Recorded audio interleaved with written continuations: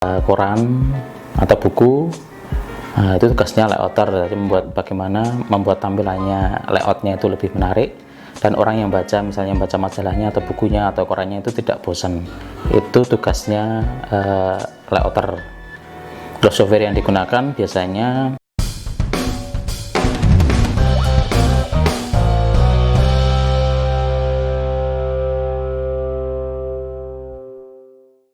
halo, kembali lagi di channel Han Risete. Kita bertemu lagi setelah saya beberapa bulan tidak bisa bikin konten.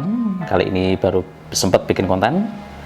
Kali ini saya akan sedikit sharing tentang macam-macam desain grafis.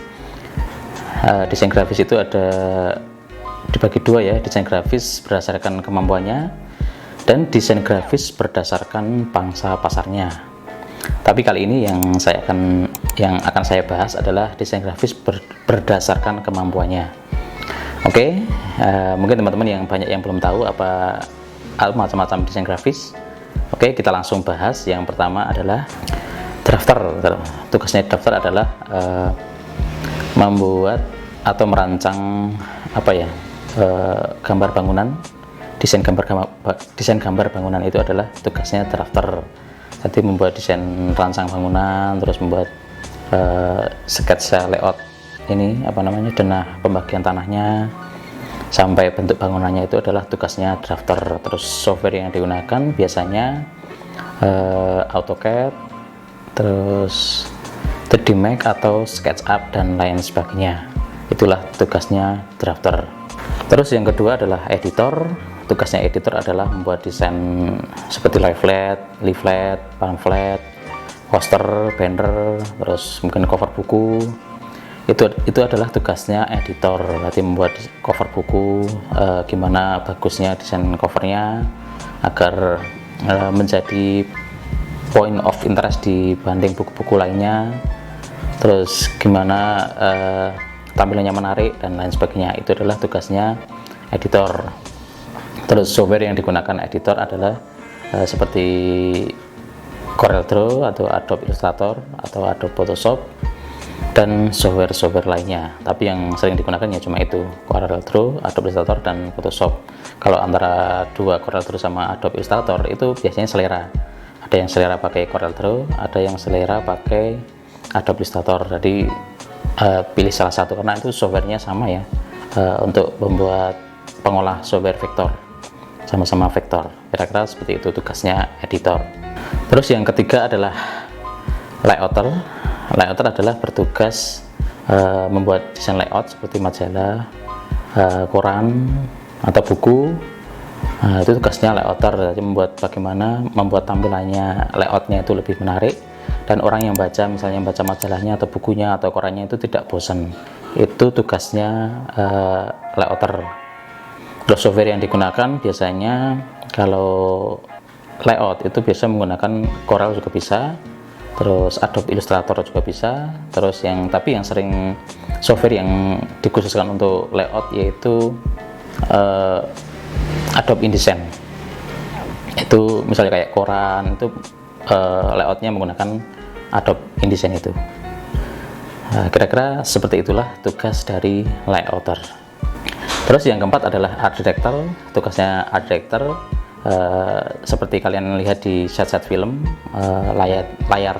latar belakang, angle-angle-nya atau di tampilan di belakang film-film itu kan tugasnya art director, membuat tampilan gimana setnya menjadi bagus. Itu tugasnya art director. Terus kalau di industri periklanan itu bertugas istilahnya membuat ide-ide kreatif, terus bertanggung jawab dari visual yang dikerjakan desainer untuk dipresentasikan kepada klien. Itu tugasnya art director. Itu menurut saya ya, mungkin teman-teman ada yang lebih tahu nanti atau bisa koreksi kata-kata saya. Kalau ada yang salah nanti bisa komen di kolom komentar. Kira-kira seperti itu tugasnya art director. Art director itu harus bisa desain juga, harus bisa menggunakan software Adobe Photoshop, Adobe CorelDRAW, terus Adobe Illustrator dan lain sebagainya. Itu paling minimal ya harus bisa lah menggunakan software itu, dan harus mempunyai jiwa seni yang tinggi lah, kira-kira seperti itu. Itulah tugasnya art director. Terus yang selanjutnya adalah fotografer. Fotografer itu kerjanya yang membuat foto yang bagus, misalnya foto produk ya, bagaimana membuat foto produk yang bagus, yang menarik.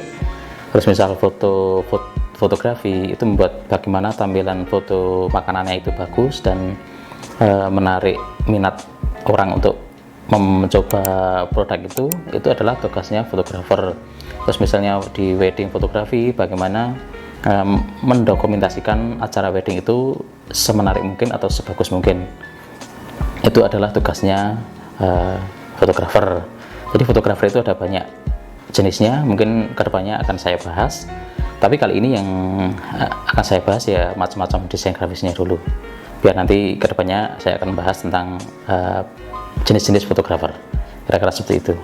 Jadi tugasnya fotografer ya itu membuat foto yang bagus, terus harus bisa menggunakan software editing seperti Photoshop atau Adobe Lightroom dan lain sebagainya. Itu tugasnya fotografer. Terus yang selanjutnya adalah animator. Tugasnya animator adalah membuat animasi. Jika kalian pernah tahu film animasi Indonesia yaitu Adit dan Sopo Jarwo, itu kan yang buat animator di belakangnya, yang buat karakter, yang buat cerita, yang menggerakkan visualnya itu namanya animator. Jadi di film itu ada art director juga, ada copywriter, ada storyteller dan lain sebagainya, tapi yang menggerakkan gambarnya itu namanya animator, yang buat karakter, yang menggerakkan ke alur ceritanya itu namanya animator. Terus kalau di film luar negeri itu ada Pixar, terus ada DreamWorks kalau salah ya, nah, itu perusahaan-perusahaan animasi. Nah, jika kalian pengen tertarik ke sana ya belajarlah, cari tahu animasi itu bidangnya apa saja, terus linknya jika mau misalnya mau perusahaan yang besar yang perusahaan animasi itu gimana, itu cari tahu sendiri, di googling aja atau tanya teman-teman yang udah bekerja di industri animasi, kira-kira seperti itu. Itulah tugasnya jadi animator. Terus yang ketujuh adalah visualitator. Jadi visualitator itu memberikan bentuk nyatanya. Misalnya kalian membuat desain kemasan, itu kan membuat di desainnya menggunakan Adobe Illustrator, itu kan flat desainnya dari kotak-kotak itu aja. Nah, itu agar dilihatkan oleh klien itu dibuatkan tampilan 3D-nya atau tampilan kemasannya setelah jadi itu seperti apa nantinya jadinya. Itu adalah tugasnya visualitator. Bisa menggunakan Photoshop atau 3D Max atau SketchUp atau Blender dan lain sebagainya, atau yang lain sebagainya. Itu adalah tugasnya visualitator, atau membuat visual. Misalnya misalnya biasanya kalau di film kan ada ini ya, efek-efek ya, visual effect gitu ya. Efek gedung meledak. Tadi awalnya membuat storyboard, terus nanti syutingnya di green screen, terus belakangnya dibuat background yang mungkin gedung meledak, itu kan visualitator juga yang buat, kira-kira seperti itu. Mungkin kalau ada yang salah ya nanti bisa komen di kolom komentar. Setahu saya itu ya, kira-kira seperti itu. Terus yang ke-8 adalah video editor. Video editor itu misalnya kalian dilihat di industri film kan dari gabungan dari beberapa video yang dirangkai menjadi sebuah cerita. Itu yang merangkai itu namanya video editor. Kalau di wedding ya kalian nge-shoot video pernikahan kan potong-potongan itu, nah itu digabung, itu yang gabung namanya video editor. Di dalam video editor itu hubungannya ada banyak banget, ada sound designer, ada yang produksi scoring, terus ada soundtrack, sound effect dan lain sebagainya. Jadi hubungannya banyak banget ya. Terus visual nanti hubungannya sama mungkin ada efek-efeknya, ada teks jalan. Terus software yang digunakan video editor itu ada Adobe Premiere, ada Final Cut, ada Sony Vegas atau yang lain sebagainya. Terus ada yang untuk produksi efek itu ada After Effects. Setahu saya After Effects, kalau yang lain saya belum pernah, mungkin kurang denger ya. Mungkin teman-teman yang ada yang tahu nanti bisa komen di kolom komentar. Kira-kira seperti itu tugasnya dari video editor, atau merakit video menjadi sebuah cerita. Itu adalah tugasnya video editor.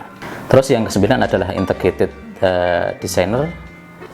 Jadi desain yang nanti hubungannya sama programmer. Misalnya kalian buat desain web designer, kan tampilan interface-nya itu kan desainer tata letaknya, nanti misalnya ada slidernya, terus ada misalnya kalau di misalnya Tokopedia ada produk baru atau produk lagi promo, itu layoutnya yang ngatur kan integrated designer. Jadi yang tampilan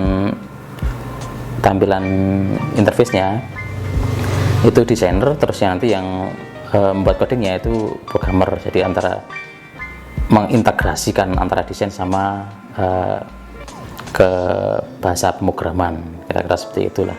Itu kayak aplikasi, kayak web kan tampilan bagus, terus diklik misalnya kemana-kemana, itu kan mengintegrasikan antara desain sama programmer. Kira-kira itulah macam-macam desain grafis. Jadi teman-teman tertarik kemana, mungkin atau ke fotografer atau editor atau ke layouter atau ke art director atau ke integrated designer. Jadi kalian pilih sendiri sesuai dengan keinginan kalian, dan cari tahulah sampai sedalam-dalamnya agar kalian terjun ke situ. Nanti apa yang harus dipelajari, terus gimana cara masuk perusahaannya itu tahu, kira-kira seperti itu. Itulah macam-macam desain grafis berdasarkan kemampuannya. Terus mungkin di video selanjutnya saya akan membahas macam-macam desain grafis berdasarkan pangsa pasarnya. Oke, kira-kira seperti itu. Mungkin sampai segini dulu. Semoga sharing saya kali ini bermanfaat ya. Mungkin kalau ada kata-kata yang salah, mohon dibenarkan. Nanti teman-teman bisa komen di kolom komentar, karena mungkin saya belum tahu banget, mungkin ini sepengetahuan saya. Jadi nanti coba teman-teman yang tahu bisa komen di kolom komentar. Oke, gitu aja. Semoga bermanfaat, dan jangan lupa like, komen, subscribe di channel YouTube Hanis City. Semoga kedepannya saya bisa membuat konten-konten yang lebih bermanfaat lagi. Oke, kira-kira seperti itu. Sampai ketemu lagi di video-video selanjutnya. Bye bye.